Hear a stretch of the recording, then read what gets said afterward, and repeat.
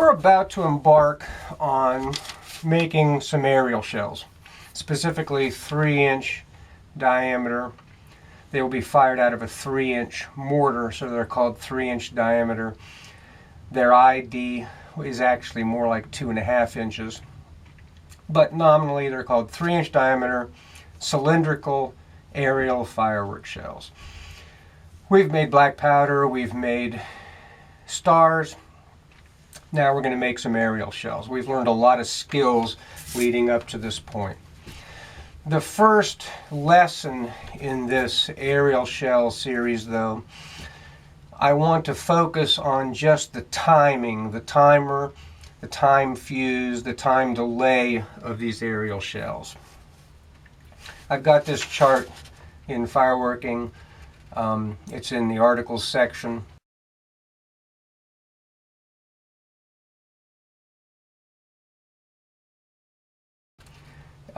In the shells section of the articles section, and I have determined pretty precisely what the time fuse duration of various size shells should be. This works for both ball shells and cylindrical shells.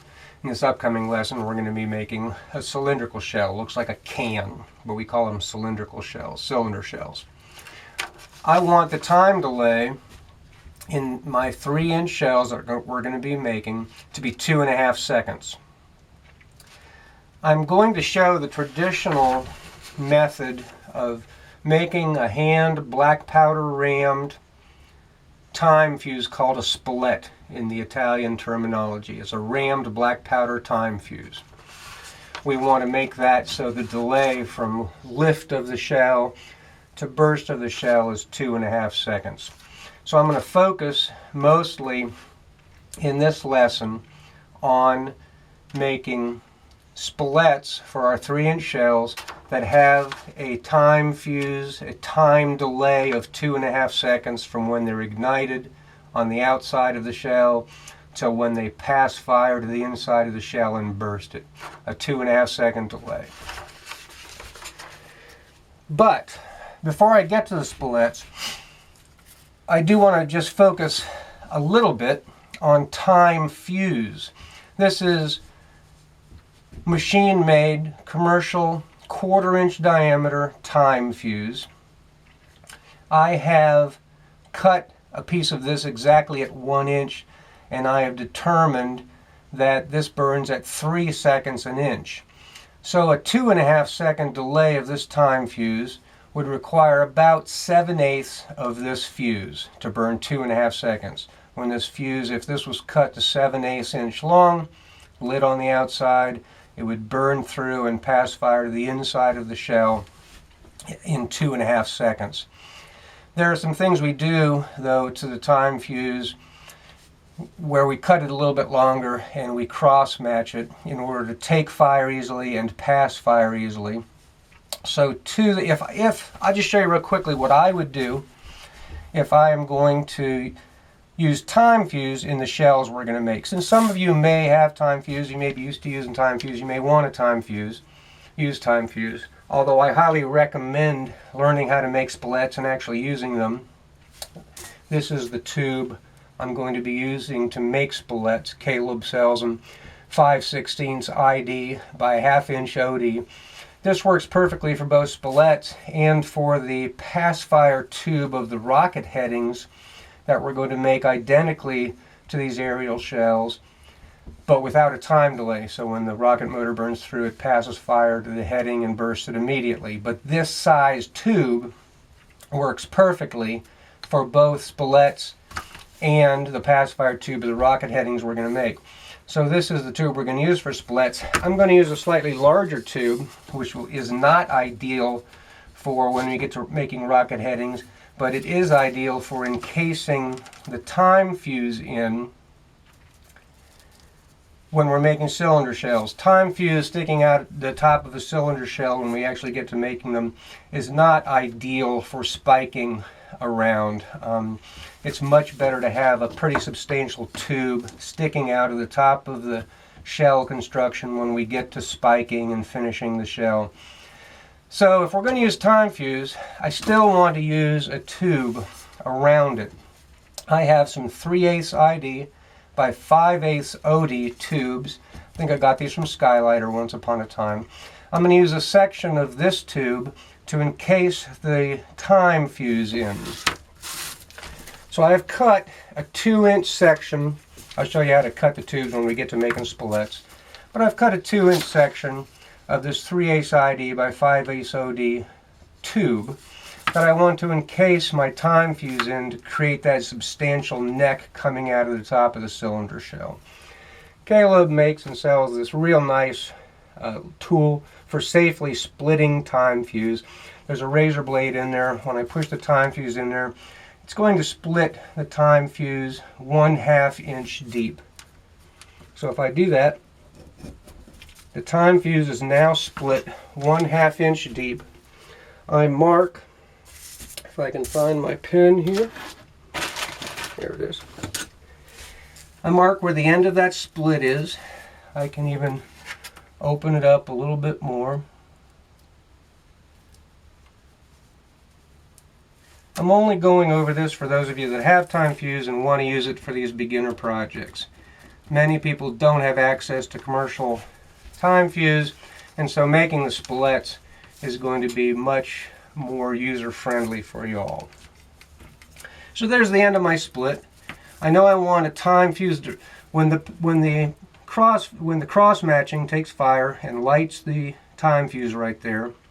That's when the timing starts and the time fuse delay begins. I'm going to add 7/8 of an inch to that. And then I'm going to add a 1/2 inch to that, which brings me up to 1 3/8 from the end of that split. Those two marks are important for the next steps I'm going to do. I have some thin black match, some of my thinner black match that I have made. I'm going to cut about a 6-inch piece of that. I'm going to put it into the split as far as it will go. And then I'm going to tie the split closed on the other side of that black match with some of my string. Clove hitch knot as usual. This is going to be the inside end of the fuse where it goes into the shell. This will be the pass fire end of the fuse. I tie the split closed very tightly. Put an overhand knot in that to secure it and trim off the excess string.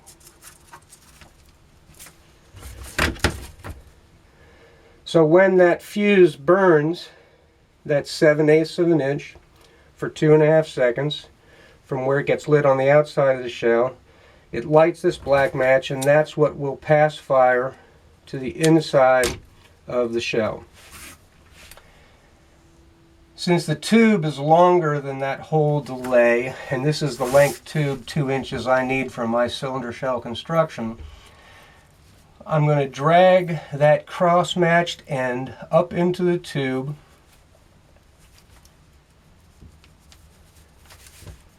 until I see my first mark and my second mark, and I have the second mark stick it right flush with the end of the tube right there. So I've got the cross-matched end of the time fuse up in the tube like that, and I've got the 1/2 inch that I want to then split and cross-match the outside end of this time fuse to take fire when I finish the shell. And the end of the split that I want to make is right at the top of the tube. Now I take a little tissue paper. This naturally has to be sealed really well in order to keep the lift gases out of the shell when the shell is lifted out of the mortar. So I'm taking a little twirl of tissue paper, shoving it down in the tube, creating a little dam around the time fuse, shoving that in about a 1/2 inch.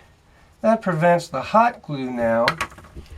I'm turning off my hot glue gun, and that prevents the hot glue I'm going to pump in there.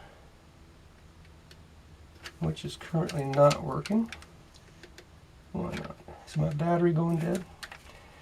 I may have to charge this battery. While my battery is charging, to see, what I'm going to do is pump hot glue in around the time fuse to seal it very well inside this end of the tube to prevent lift gases from getting in there and lighting the shell prematurely, creating a flower pot coming out of the mortar. This other end here, what I can do now though, is I can cut my time fuse at that top mark where I want to start the split. I now have the 1/2 inch for the split, the 7/8 of delay in there, and the split 1/2 inch on the inside with the black match, cross match tied in there. I'm going to cut a couple extra pieces of black match shoved all the way into the bottom of the time fuse, as long as those other pieces are, because I want to throw a lot of fire into the shell when the time fuse burns to that inside end. Now I use 1-inch gummed tape from Caleb or from McMaster Car, various other places sell it. This is 1 inch wide, 40-pound gummed craft paper tape. I'm going to tear about a 4.5 inch piece of that.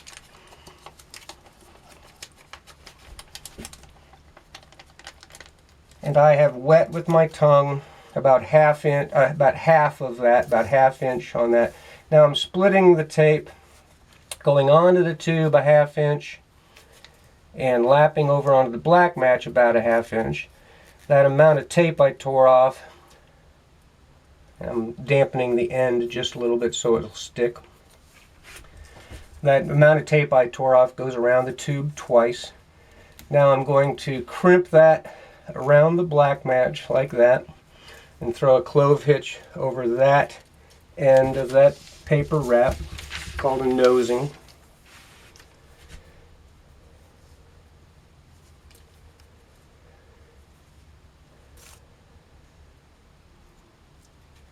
And then we always, after we tie nosing like this on a spolette or on a time fuse assembly like this, we always pierce the nosing below the knot, below the string tie, with an awl in a couple places, just in case that black match has been choked off by the string tie. These pierced holes allow fire to be blasted out through those pierced holes to the inside of the shell. So now, when that time fuse burns through to the cross matching, some of which is sticking out and has the additional black match pieces around it, that's going to fire a lot of fire into that shell. Now when my hot glue gun is heated up, I will seal around the outside of this, and then before I completely finish the shell, I will split this 1/2 inch at a time fuse, spread it, put another piece of cross matching in there and tie it closed. That is the cross matching that will take fire when the shell is launched out of the mortar. So the bottom line is that's how I would make a time fuse delay assembly in lieu of making the splets we're going to be making. I just wanted to show how to use time fuse instead of that, but still maintain the time delay being in a tube like this, which is essential for the type of construction we're about to make with our cylinder shells. Okay, and now finally, what I would have done earlier if my hot glue gun had been hot, the battery wasn't dead. The battery's not dead anymore. What I want to do is pump, I've got that tissue paper dam down in there to prevent the hot glue from going down and obstructing the cross match pass fire end of the time fuse. But I do want to fill the outside half, 3/8 inch of this void inside the tube all the way around the time fuse to seal that real well. I'm turning off my hot glue gun and pumping that full, sort of pushing the time fuse over to the side to allow each section of that gap to really be filled Because if there's any bubbles in there, if there's any gaps in there, that will allow fire to get into the shell prematurely and ruin my shell effect. I'm going to have a mine effect instead. Sometimes when using hot glue like this, a little bubble will form. Pays to go back and just hit those areas with hot glue just to make sure that bubble isn't actually creating a void all the way down to the hollow inside of the tube to allow fire to get to the inside cross match. Now that I've got that sealed up well, I've only got this 1/2 inch of time fuse exposed on the outside of the tube. I can split that with a good sharp single edge razor blade right down the middle.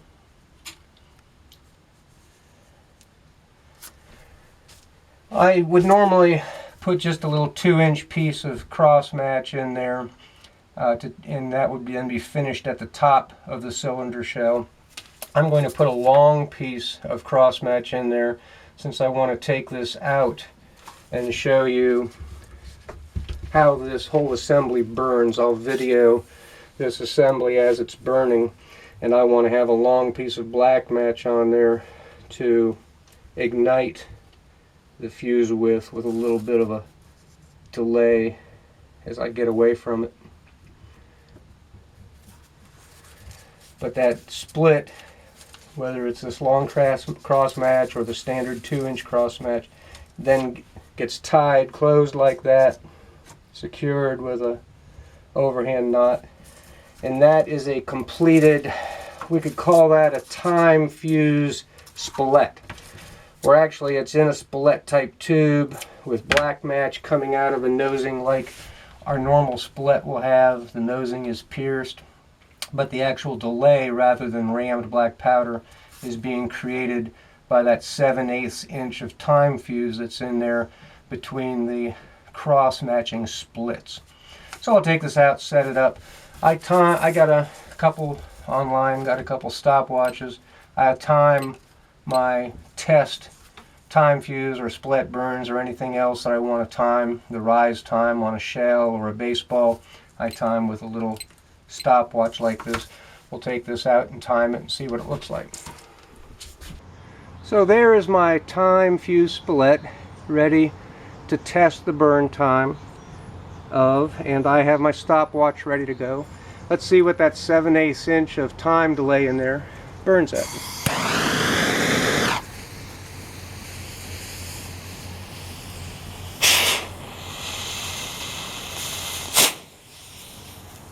And I got 2.97 seconds on that. I'm not sure why it burned a little longer than I expected, but I might cut back that 7/8 of time fuse to, say 3/4 of an inch or so, to drop that down to 2.5 seconds of delay. But that is how that time fuse spolette would work.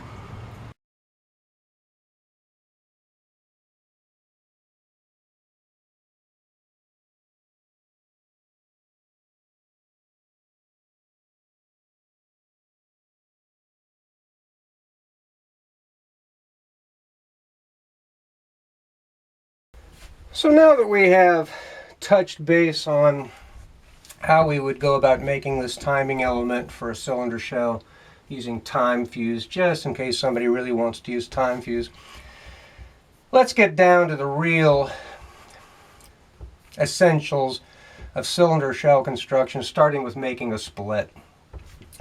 All of this information is essentially based on Fulcanelli's series of articles, Part 1 and Part 2 in Pyrotechnica 9 and 11, traditional cylinder shell construction. Many of us who take firework building seriously, and especially get seriously into cylinder shell building, invest in Fulcanelli and study all of his literature. There's a lot of information about spolettes, specifically for this lesson in the spolette section. And most importantly, for a 3-inch single break shell, Fulcanelli specifies a 5/16 ID tube with an outside diameter of a fuzz over a 1/2 inch. The tube should be 2 inches long, and he wants a powder charge of 1 inch to 1 1/4 rammed in that tube. That will create the time delay, as I mentioned before, that we're desiring, of 2.5 seconds for a 3-inch shell.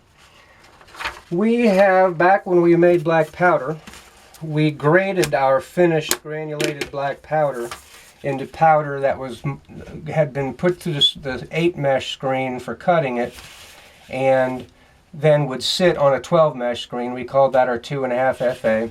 And anything that passed the 12 mesh screen, we called our meal powder. And this meal powder is what we'll be using to ram spolets with. This will compact, even though it has been granulated with the isopropyl rubbing alcohol. It's got fairly hard granules, but they're small, and with the process of ramming them that we're about to do, they consolidate into a very solid powder grain, black powder grain.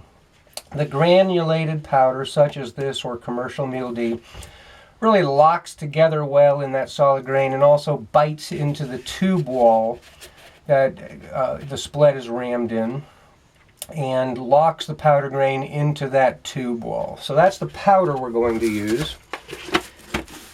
As I said, Caleb sells these, what are these, 11 inches long, 10 inches long, or a little less, Spolette tubes. He may also have some that are 2 or 2.5 inches long. This is a 5/16 ID tube by 1/2 inch OD. If I was making a heavily pasted shell with pasted paper that's very wet when it's applied, I have coated a lot of these Spolette tubes with regular clear PVC pipe cement in order to waterproof them. I have had trouble with heavily pasted shells, the water soaking through it's a fairly thick but relatively thin compared to some Spolette tubes which have 1/4 inch thick walls. I have had trouble with the moisture soaking through the Spolette tube wall, dampening the powder grain and or the black powder or the black match that's in there, and preventing fire from passing when the Spolette burns through to the inside of the shell. I've had duds drop on the ground.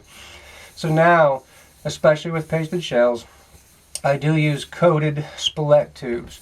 But the shell construction we're about to explore in the next lesson, 3-inch cylindrical rinfascitured shells, do not use pasted paper. We're not going to have a lot of moisture around the tube. So it's not absolutely necessary to coat the tubes with PVC pipe cement, but it is not a bad idea.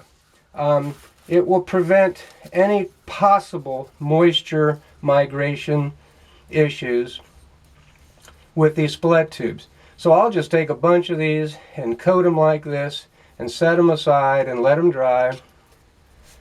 And I know that whether I grab that Spolette tube for a rinfascitured shell that's not going to get a lot of pasted paper, or a pasted shell that is going to get a lot of pasted paper, that's a waterproof tube, but still the pasted paper and glue, Elmer's glue, will still stick to that tube once it's dry. So it's not a bad idea at all to coat these relatively thin-walled Spolette tubes with clear PVC pipe cement just to be on the safe side. Now, as I said, we're going to be using 2-inch sections of this tube. I have determined for my own purposes and also per Fulcanelli that we want a 2-inch section of that tube. I start with a good end.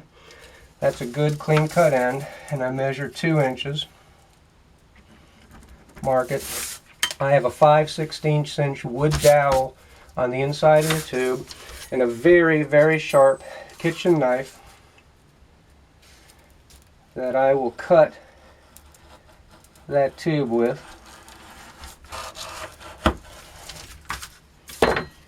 That was my 2-inch piece there. This looks a little shorter than 2 inches, so I'll get rid of that one. So there's my 2 inch, there's a couple 2-inch sections of that tube. The tooling we're going to use to ram Spolettes is Spolette tooling. This is tooling designed to work with these tubes that comes in Caleb's beginner's tool set with all the rocket tooling and various other tooling, star pump that comes in that tooling set. Comes a Spolette ramming set with that kit.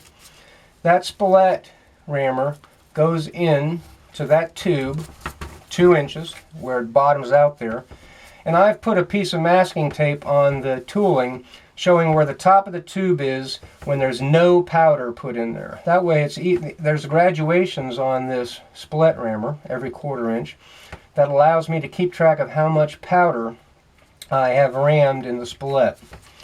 I put the tube down in the recess of the Spolette ramming base, and then I will be hand ramming like we've rammed other devices like gerbs. I'll hand ram powder in that tube in increments. I want to ram an increment when it's rammed that's an 1/8 inch to 3/16 inch thick. I don't like ramming increments that are as thick as a 1/4 inch, because then the bottom part of the increment might not be quite as solidly rammed as the top part of the increment if I tried ramming too much powder in there at once. So I like to ram 1/8 inch to 3/16 of an inch of powder after it's rammed at a time. I have determined that that amount of powder, there we go. I'll scoop out some of my powder and close up the rest of it. This is my homemade meal deal. I've determined that the amount of powder needed to ram that thick of an increment, that tall of an increment in these tubes, is one of the 0.5 cc Lee powder measuring scoops. You can also make a little scoop out of a 22 long rifle bullet casing, shell case, with a little handle soldered to it. That makes a perfectly good scoop too, filling it up with the powder and then putting it into the tube we're ramming it into. This 0.5 cc Lee powder measure scoop holds just a little more powder than the 22 long rifle would hold. But if I introduce that, tap it a little bit to make sure all the powder is dropped out of there, and then hand ram it, that will ram. It starts off looking like a little more than a 1/4 inch of powder. Once I've hand rammed it with, I'm just giving wrist whacks. These are not real heavy whacks, or else I will bust the wall. I'll pop through the walls of this tube. This is a very strong tube, but if I whack it too hard, it will bust the tube. But 8 medium whacks like this with my dead blow hammer, 27-ounce dead blow hammer, consolidates that very nicely. If I take it out, and I don't need to right now, but if I take it out, I can see that the bottom of that is a very solid, glossy, hard grain right there. That's what I'm looking for. So there's the first increment rammed in there. Now Fulcanelli recommends 1 inch to 1 1/4 inches of powder. I have tested this powder, and I'll show you how I test it. I tested this powder to determine that once the powder has been scratched back, and I'll show you what that means, scratched back on the inside of the powder grain and the outside of the powder grain by about a 1/16 inch deep scratch at either end, which reduces the powder length by 1/8 of an inch total, that if I ram 1 1/8 inches of powder in here, scratch it back to leave 1 inch of solid powder grain in there, that gives me my 2.5 second delay. You will have to actually test your meal powder in the way I'm about to show, and time it with a sacrificial Spolette to determine the burn rate of your black powder. It may not be the same as mine. It may not be as fast. Maybe it's a little faster. We have to determine the burn rate to determine how much to ram in there, that when it's scratched back inside and out produces the 2.5 second delay we're looking for. So here's increment number 2.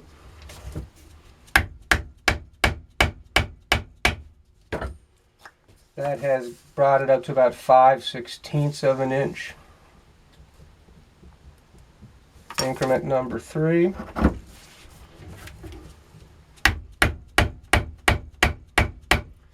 Brought it up to just a fuzz less than a 1/2 inch. Increment number 4.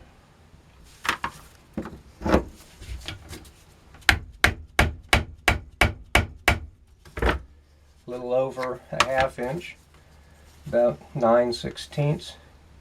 Increment number 5.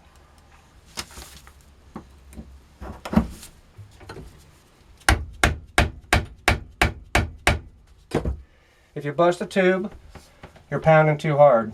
If you pull your tube out and look at the bottom of that grain after your first increment and it's still soft and crumbly, you're not ramming hard enough. You have to adjust your wax so you don't bust a tube, but you do get those consolidated enough. I've got 3/4 of an inch rammed now. Next increment. I'm shooting for 1 1/8 inches.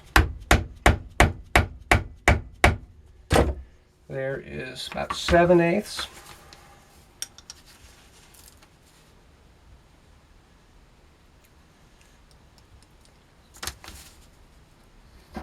As always, I'm minimizing my exposure. I only have a little bit of powder out, or if that went off, it would singe my eyebrows and not make my day. I might have to buy new eyeglasses, but I don't have anything else exposed around me, and I'm observing all my safety precautions, such as wearing cotton clothing and eye protection.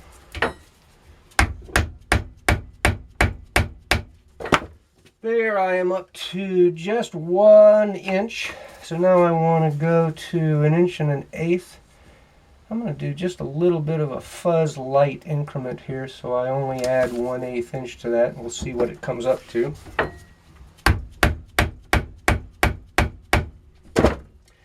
And that looks like it's yeah, that looks like 1 1/8 inches right there. I'm going to be satisfied with that. So I'm going to put my powder away.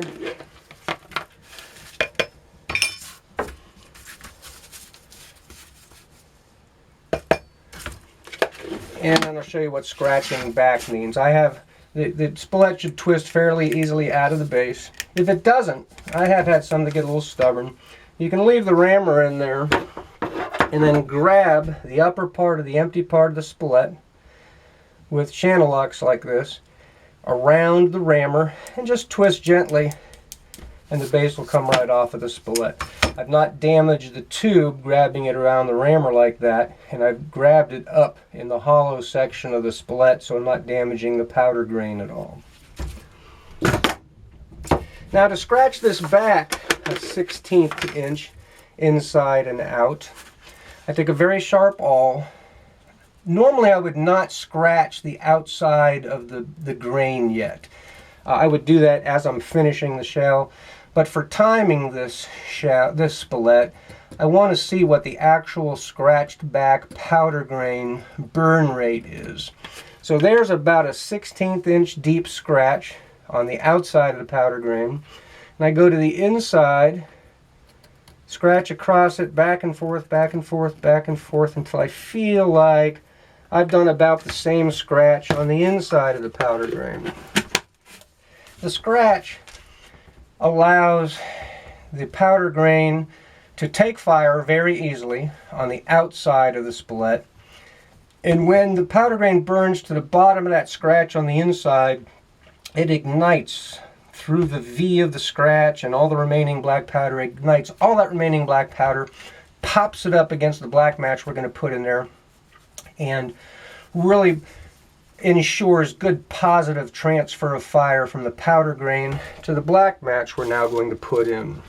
I have some approximately 2-inch long pieces of my good black match, and I'm going to put enough in there to fill the tube without cramming it over full. I am putting good fresh cut ends of the black match against the powder grain in there. I don't want any disturbed, fluffy, loose ends. I want good ends of the black match down in there against the powder grain. And about 4 pieces of my nice fat black match loosely fill that empty hollow end of the Spolette tube nicely. Now, once again, like I did with the time fuse Spolette, I tear off about a 4-inch piece of my 1-inch gummed craft tape, wet, about a 1/2 inch all the way down the length of it, and I lap that wet 1/2 inch onto the tube, wrapping it around the tube about 2 turns. That's how long I tore it. I'm going to wet the end there and just bring that around like that. Now I have my nosing on the Spolette. The black match is all the way down on there. The inside has been scratched nicely. I crimp the nosing around the black match to hold it in place. I put my clove hitch around it. I'm going to pierce in 2 places that nosing below the string tie, so that just in case that black match is choked off by the nosing and the tie, that fire can still spit out of those holes out of the nosing and hopefully ignite the innards of the shell. And so there is a nosed, matched, pierced Spolette. You can see that actually Spolettes, once you get in the knack of doing it and you have the Spolette tooling and the tubes, nice 1/2 inch diameter tube that's going to work well in both our aerial shells and our rocket headings when we get to making our rocket headings. A Spolette is an easy thing to make. It's very functional, it's satisfying to make, and it's traditional. It's part of the traditional way of making fireworks that have been around for hundreds of years. Now all I'm going to do is take a piece of my black match, once again, a nice 6-inch piece. I'll tape that across the end of the Spolette, and we'll take this out and burn it and time it and verify that that 1/8 inch in fact does burn. I'm sorry, that 1 inch in between the scratches. We started with 1 1/8 inch, we scratched in a 1/16, we scratched in a 1/16, so I have an actual 1 inch of solid powder grain in there. I've pretty much determined that burns for 2.5 seconds. Originally, when I only rammed 1 inch of powder in there and timed it with a scratch on the outside and a scratch on the inside, so the actual powder grain was only 7/8 of an inch, that only burned for 2.2 seconds. So I increased the solid powder grain to 1 inch plus the 1/16 plus the 1/16, so I rammed 1 1/8 inch to start with, and I've determined that should burn for my desired 2.5 seconds. If that's the case, then I will make more of these Spolettes, either one at a time for the shells we're building, or make 4 or 5 of them for all the shells we're going to build in the near future. And that's how we make Spolettes and time them and prepare them for use in an aerial fireworks shell. And here is the Spolette we made with the rammed 1 1/8 inch of powder, scratched back a 1/16 on both ends, so an actual 1 inch of solid rammed powder timing. I've got my stopwatch ready to go.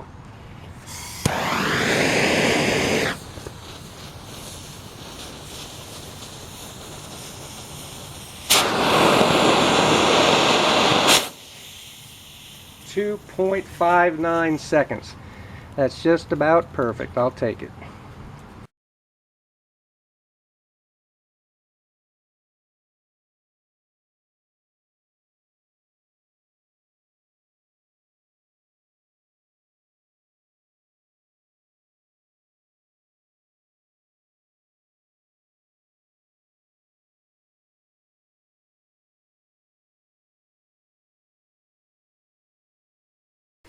So you can see from that video, burned for 2.59 seconds, just perfectly. You can see from that video all the fire a Spolette spits out while it's burning. That's why we can more readily see a Spolette time fused shell ascending in the air after it's been launched out of a mortar, or Spolette time fused inserts coming out of a shell that has been burst with inserts in it, and if those inserts have spillets burning, creates a little display all on its own, all that fire spitting out. Then you can also see when it burns through and all that black match throws fire to the inside of the shell. Chuck Tenji, who I first saw make spillets way back when, he described as just throwing fire into the inside of the shell and really encouraging and assisting in the bursting of the shell. More than a little cross-matching coming off of a time fuse, a spillet throws a huge amount of fire into the shell and really ensures ignition if it's made well. So that's how to make a spillet, some of the advantages of a spillet, and some of the satisfaction that can be had in making, videoing, timing, and now getting ready to use in aerial firework shells, spillets.